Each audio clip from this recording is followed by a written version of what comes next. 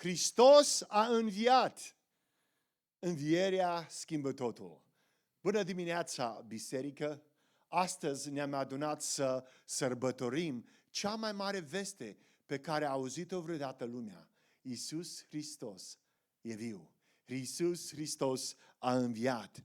În această dimineață vom citi din Evanghelia după Matei, capitolul 28, la versetul 1 la 10, și din întâia epistolă a lui Pavel către Corinteni, capitolul 15, versetele 12 la 22 și 54 la 58.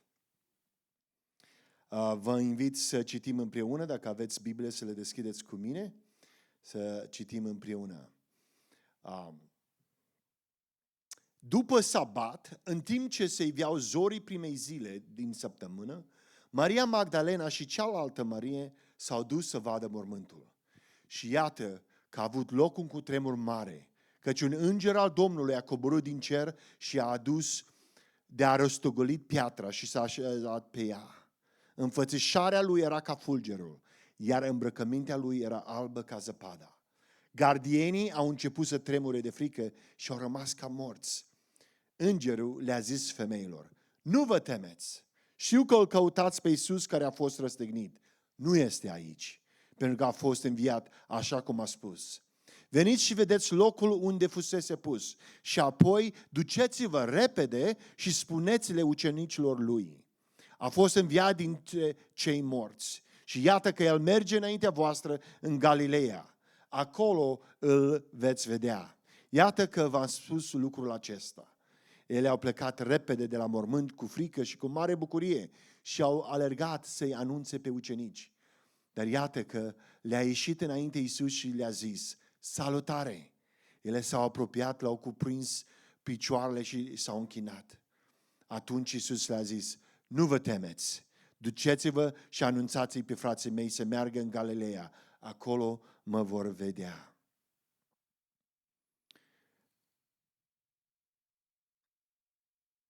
În 1 Corinteni, capitolul 15, versetul 12 la 22.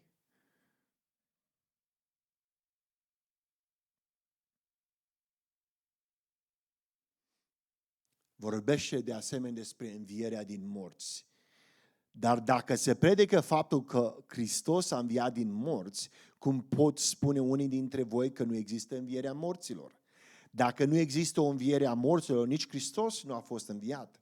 Dar dacă Hristos n-a fost înviat, atunci predicarea noastră este zadarnică. Și de asemenea, și credința voastră este zadarnică.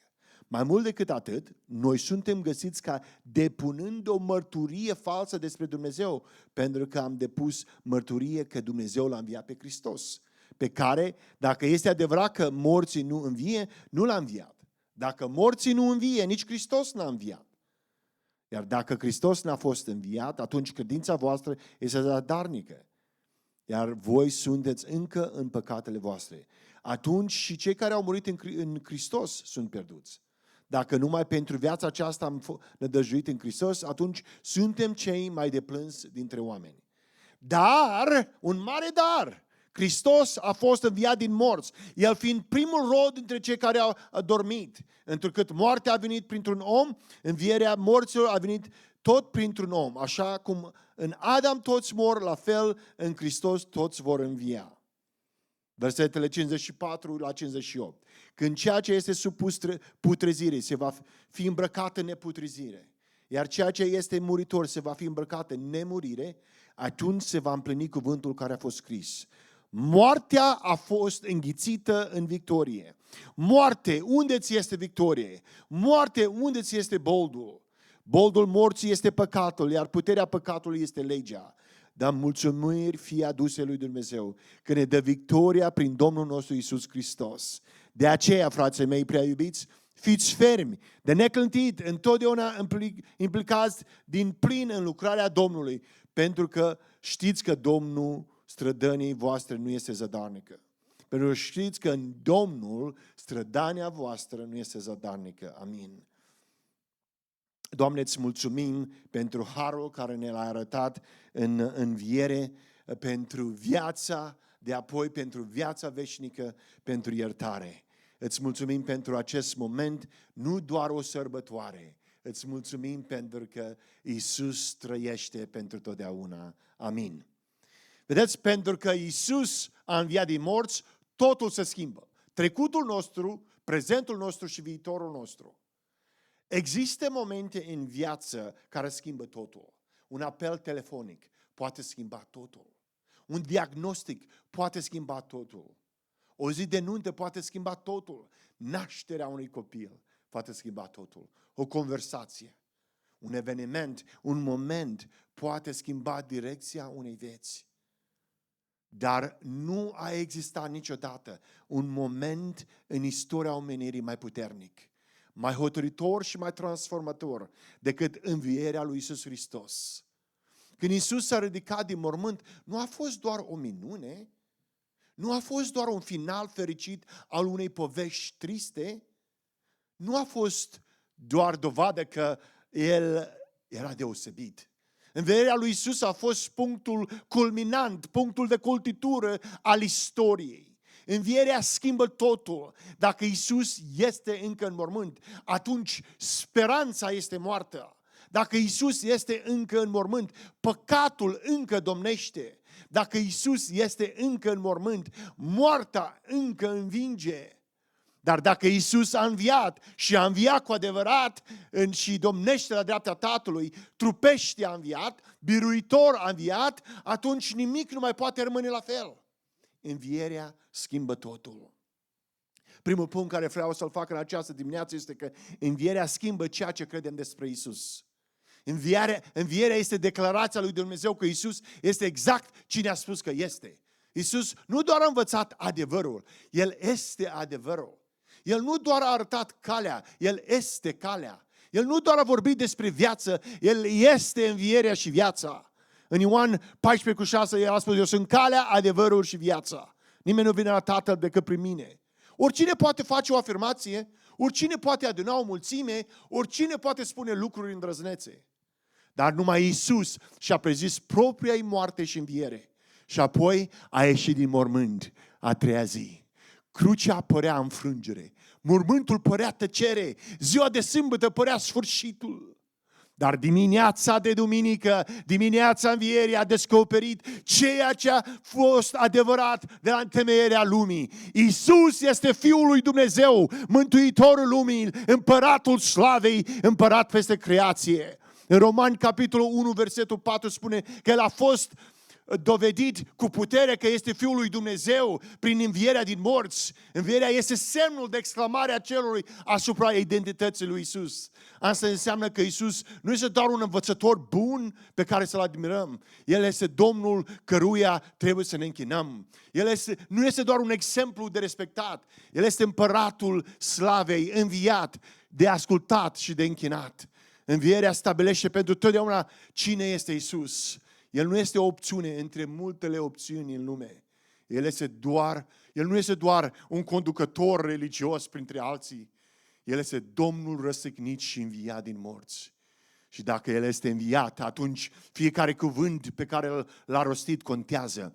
Fiecare promisiune pe care a făcut-o rămâne în picioare. Fiecare poruncă pe care a dat-o are autoritate. Fiecare afirmație pe care a făcut-o este adevărată. Învierea schimbă ceea ce credem despre Iisus. În al doilea rând, învierea schimbă ceea ce credem despre păcat. La cruce, Iisus a plătit pentru păcat. Prin înviere, Dumnezeu a arătat că plata a fost acceptată. Dacă Iisus ar fi rămas mort, încă ne-am întrebat, a fost suficient? A fost jertfa de ajuns? A fost datoria cu adevărat plătită? Dar când Tatăl l-a înviat pe Fiul, cerul a anunțat, este de ajuns. Jertfa a fost acceptată. Datoria a fost plătită pe deplin. Puterea păcatului a fost zdrobită pentru totdeauna. Romani 4:25 spune că Iisus a fost dat morții din pricina fără de legilor noastre și a înviat din pricină că am fost socotiți neprihăniți. Asta înseamnă că învierea nu este doar despre viața de după moarte, este despre iertarea păcatelor noastre chiar acum. Pentru că Iisus trăiește, vinovăția nu trebuie să mai stăpânească peste noi. Pentru că Iisus trăiește, rușinea nu trebuie să mai ne definească. Pentru că Iisus trăiește, trecutul tău nu trebuie să te mai țină captiv. Unii oameni trăiesc ca și cum ar fi legați pentru totdeauna, pentru totdeauna de cine au fost și ce au făcut. Unii spun, așa voi rămâne mereu. Am mers prea departe, am greșit de multe ori. Dumnezeu nu mă poate ierta niciodată. Dumnezeu nu mă poate folosi niciodată. Dar învierea spune altceva. Mormântul gol vestește că harul lui Dumnezeu este mai mare decât păcatul tău. Păcatul poate fi real. Eșecul tău poate fi grav. Regretele tale pot fi dureroase, dar învierea ne amintește că Iisus nu este slab, harul nu este mic, iar mila lui nu este limitată. Mila biruie judecata. Nu există lanț pe care el să nu-l poată rupă. Nu există pată pe care el să nu poată curăța. Nu există păcătos pe care el să nu-l poate salva. Învierea schimbă ceea ce credem despre păcat. Păcatul este puternic, dar Iisus este mai mare. Păcatul aduce moarte, dar Iisus aduce viață și viață pe deplin. Păcatul condamnă, dar Iisus îndreptățește, te face neprihănit. Și când o persoană vine la Hristos, nu primește doar inspirație, primește iertare, primește curățire, primește o viață nouă. În al treilea rând, învierea schimbă felul în care trăim în prezent. Învierea nu este doar o veste bună pentru viitor, este puterea lui Dumnezeu pentru viața de zi cu zi. Prea mulți oameni gândesc despre Paște, înviere ca despre o sărbătoare de o zi, în loc să vadă ca pe o realitate zilnică. Dar Iisus cel înviat nu este doar un adevăr pe care ni-l amintim o dată pe an. El este Mântuitorul viu cu care umblăm în fiecare zi. Pentru că Iisus este viu. Nu trăim vieți fără de putere. Nu luptăm singuri. Pentru că Iisus este viu. Nu trebuie să rămânem blocați în locuri moarte ale trecutului. Aceeași putere care l-a înviat pe Iisus din morți lucrează în cei ce îi aparțin Lui. Asta înseamnă că inimile moarte pot prinde viață. Visele moarte pot fi restaurate. Credința noastră moarte poate fi renoită. Locurile moarte din sufletul tău pot fi atinse de puterea învierii. Unii oameni sunt vii fizic, dar morți emoțional, morți spiritual, morți pe dinăuntru. Zâmbesc pe din afară, dar sunt goi pe dinăuntru. Funcționează, dar nu au bucurie. Supraviețuiesc, dar nu trăiesc cu adevărat. Învierea spune că Iisus nu a venit doar să-i facă pe oameni răi mai buni. El a venit să-i facă vii pe cei morți. Învierea schimbă felul în care înfruntăm frica. Când femeile au venit la mormânt în Matei 28, îngerul le-a spus, nu vă temeți. Apoi l-au întâlnit pe Iisus cel înviat din nou și au auzit cuvintele de încurajare. De ce? Pentru că frica începe să-și piardă puterea când știm că mormântul este gol. Mormântul a fost biruit. Ce poate face în mod definitiv lumea aceasta unor oameni care aparțin unui împărat înviat? Învierea schimbă felul în care înfruntăm suferința. Da, durerea este tot durere. Pierderea este tot reală. Lacrimile sunt lacrimi. Dar suferința nu mai are ultimul cuvânt. Pentru credincios, vinerea mare nu este sfârșitul poveștii. Întotdeauna vine Duminica Învierii. Învierea schimbă felul în care slujim.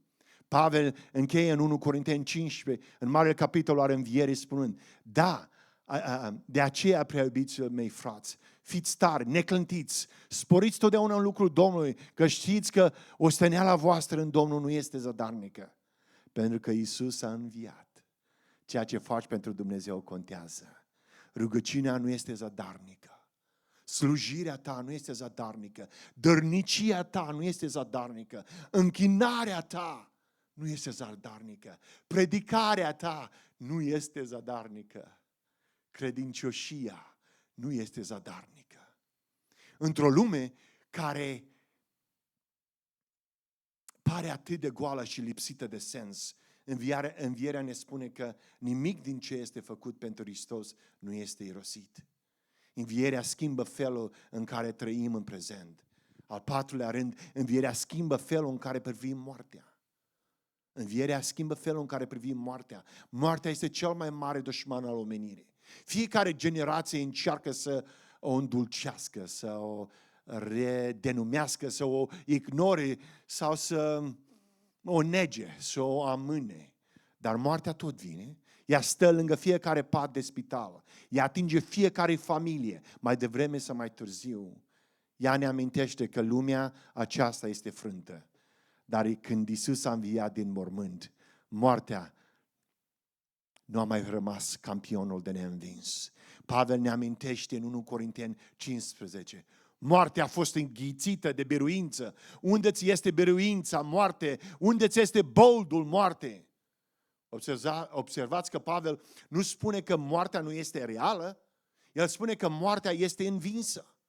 Pentru credincios, moartea nu mai este nimicire, judecată. Este trecere în slavă. Nu este sfârșitul, este ușa. Nu este un adio pentru totdeauna, este un ne vom revedea într Hristos mai târziu. Pentru că Iisus a ieșit din mormânt. Mormântul nu mai este o închisoare pentru copilul lui Dumnezeu. A devenit un loc de așteptare pentru gloria și slava învierii. Asta înseamnă că nu plângem. Iisus însuși a plâns la... Asta nu înseamnă că nu plângem. Iisus însuși a plâns la mormântul Lazar. Dar nu plângem ca cei care nu au nădejde. Învierea ne dă o speranță mai tare decât cimitirul, mai tare decât mormântul. O speranță mai tare decât pierderea. O speranță mai mare decât ultima suflare. Credința creștină nu este zidită pe gândire pozitivă, este zidită pe un mormânt gol. Mormântul nostru este, Mântuitorul nostru este viu și pentru că El trăiește și cei care se încred în El vor trăi. Învierea schimbă totul. Învierea schimbă felul în care privim moartea. În ultimul rând, al cincilea punct, învierea schimbă pentru totdeauna viitorul tău. Învierea lui Iisus nu este doar despre ceea ce i s-a întâmplat lui. Este și despre ceea ce ni se va întâmpla nouă. Iisus este numit cel dintâi rod din cei adormiți. Asta înseamnă că învierea lui este începutul unei seceriști care va veni. Cu alte cuvinte, pentru că El a înviat și poporul lui va învia. Viitorul tău nu este dispariția. Viitorul tău nu este întunericul. Viitorul tău nu este uitarea. Viitorul tău este învierea. Viitorul nostru este slava. Viitorul nostru este cerul. Un cer nou și un pământ nou. Viitorul nostru este prezența lui Dumnezeu. Viitorul nostru este bucurie fără întristare. Viață fără de moarte. Pace fără de durere și închinare fără de păcat. Lumea oferă speranțe temporare. Speranță politică, speranță financiară, speranță medicală, speranță personală. Unele dintre aceste lucruri au valoare, sunt bune, dar nici unul nu poate rezolva cea mai profundă problemă a inimii omului. Doar învierea vorbește nevoile cele mai adânci a sufletului omenesc. Pentru că Iisus a înviat, viitorul nu aparține morții, ci vieții. Nu întunericului, ci luminii, nu disperării, ci speranței, nu mormântului, ci slavei. De aceea biserica poate cânta în suferință. De aceea credincioșii pot sta la capătul unui mormânt cu lacrimi și speranță în același timp. De aceea creștinii persecutați continuă să reziste. De aceea Evanghelia continuă să înainteze. Învierea schimbă pentru totdeauna viitorul nostru. Imaginează-ți că intri într-o cameră întunecată, care a fost întunecată de 1000 de ani. Nimeni din acea cameră nu a văzut vreodată lumina. Toți s-au obișnuit cu întunericul. Și au construit viața în jurul întunericului, vedeți? Au numit întunericul ceva normal. Apoi, dintr-o dată, într-o dimineață, soarele pătrunde înăuntru. Iar în clipa aceea, totul s-o schimbă. Întunericul nu mai este suprem, nu mai este normal, nu mai este permanent.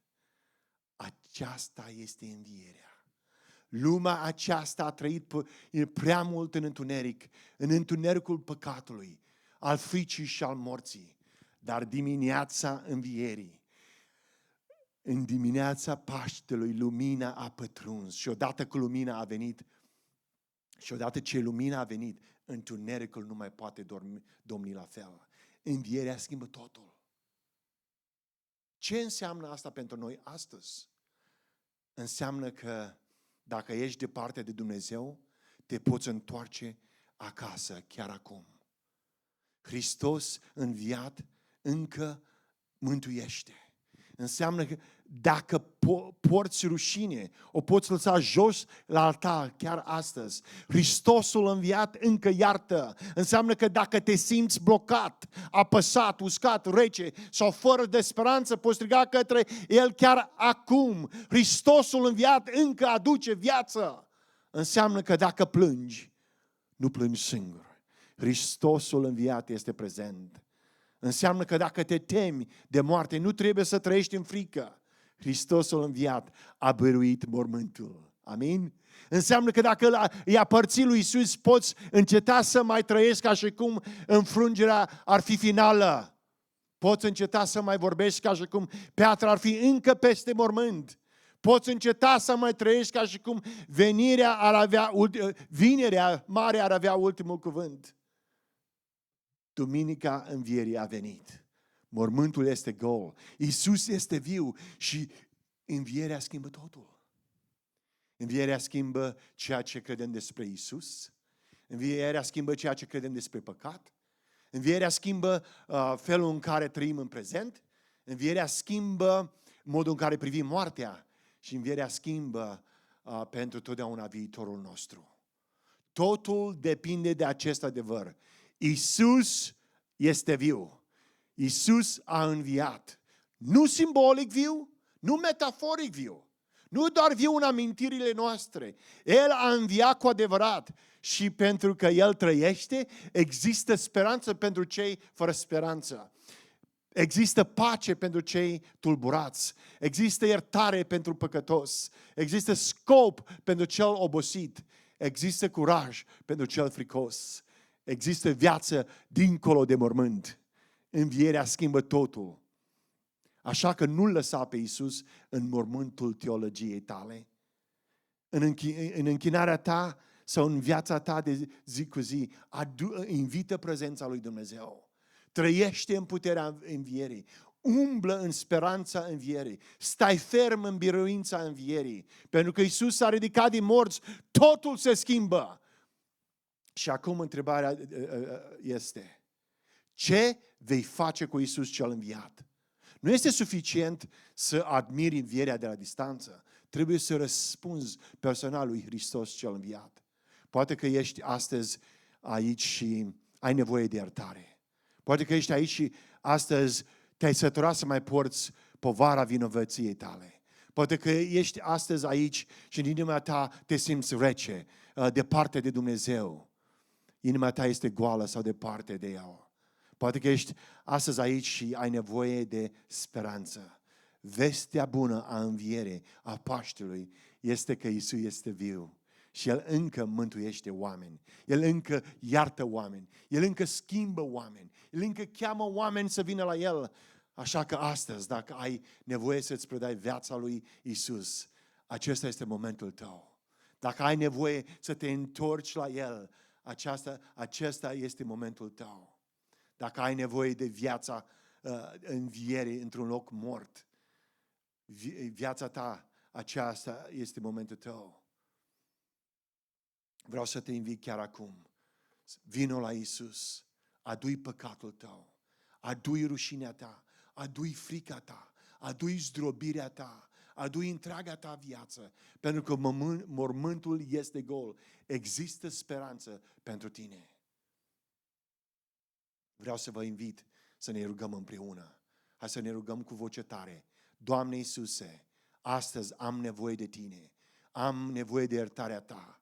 Am nevoie de viața Ta. Vreau să răspunzi lui Dumnezeu chiar acum, în viața Ta. Pentru că totul se poate schimba atunci când Iisus vine în viața ta. Iisus vine exact în viața ta. Mărturisește lui păcatul tău, nevoia ta de El. Spune, cred că ai murit pentru mine și cred că ai înviat pentru mine, iertându-mă, mântuindu-mă și făcându-mă o persoană nouă. Îmi pun încrederea în tine astăzi. Fii Mântuitorul meu, Domnul și Regele meu. Tată din cer, în numele Domnului Iisus Hristos mă rog. Amin. Vreau să mă rog pentru noi. Doamne Iisuse, îți mulțumesc că nu ești mort, ci viu în vecii vecilor. Îți mulțumesc pentru momentul gol, pentru biruința asupra păcatului, pentru înfrângerea morții și pentru speranța pe care o dai tuturor celor să încred în tine. Lasă puterea învierii tale să ne trezească inimile, să ne întărească credința, să ne ridice privirea și să ne schimbe viața. Acolo unde este frică, dă curaj. Acolo unde este rușine, dă iertare. Acolo unde este întristare, dă speranță. Acolo unde este moarte spirituală, suflă viață nouă. Învață-ne să trăim ca oameni ai Împăratului înviat. În numele lui Iisus Hristos ne rugăm, Tată din ceruri. Amin. Hristos a înviat, un Paște fericit. Dumnezeu să vă binecuvânteze pe fiecare dintre voi și familiile voastre. Amin.